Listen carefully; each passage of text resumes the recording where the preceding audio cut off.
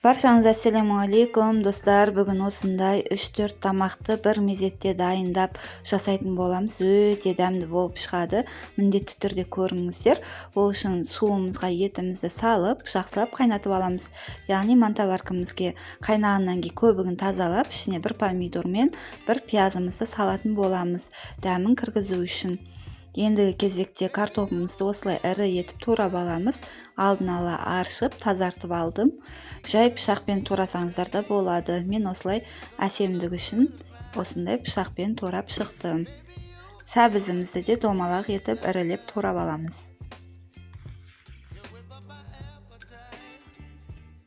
Қажетті құрамын описанияға жазып қоямын. Міндетті түрде сол жерден қарап жасап көріңіздер. Видеоның соңына дейін көріп, лайк басып, комментарий қалдырып отырыңыздар. Бұрышымызды да ірі етіп турап аламыз.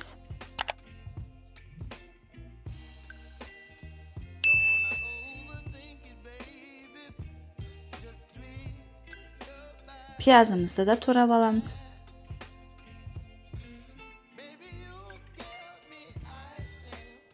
Достар, міндетті түрде каналыма тіркеліп қойыңыздар. Егер де видеоларым сіздерге пайдалы болып жатса, көмектесем десеңіздер, жақындарыңызға, туыстарыңызға таратып, каналыма қолдау білдіріп отырсаңыздар деймін. Алдын ала көп рахмет айтамын. Үстіне паприкамызды саламыз. Кез келген дәмдеуішті қолдана берсеңіздер болады.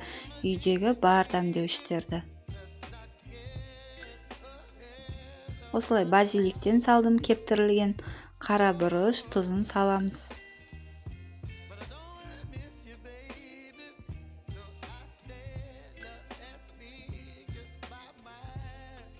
Және де аздап сұйық майымызды құямыз.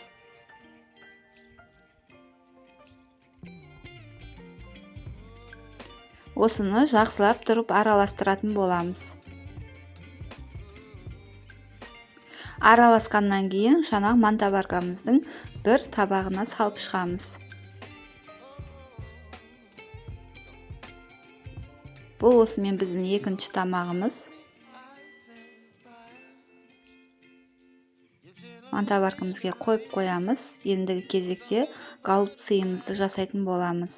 Алдымен пияздарымызды ұсақтап турап аламыз. Бұрыштарымызды тазалап, ішін тазартып, жуып, шайып аламыз.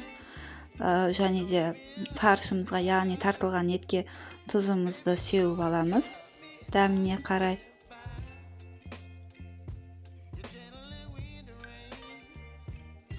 Пиязымызды мол турасаңыздар, сонда голубцыйларыңыз өте дәмді болып шығады, сочный болып. Сонымен қатар бір помидорымызды салатын боламыз.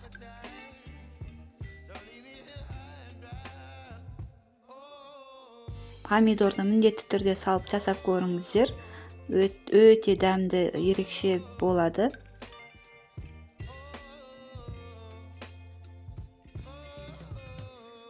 Осы помидорымызды да қосатын боламыз. Үстіне қайнатылып піскен күрішімізді саламыз. Толықтай пісірмейміз күрішті. Жартылай піскен күрішімізді салып, жақсылап араластыратын боламыз.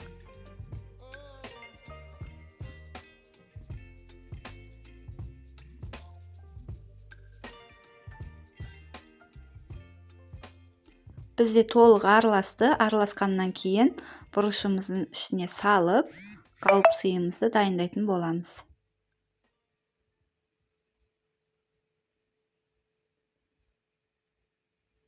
Қатты нығыздап толтырып салмаңыздар. Аз ғана салып қойсаңыздар болады. Өйткені пісу барысында сыртына шығып кетуі мүмкін.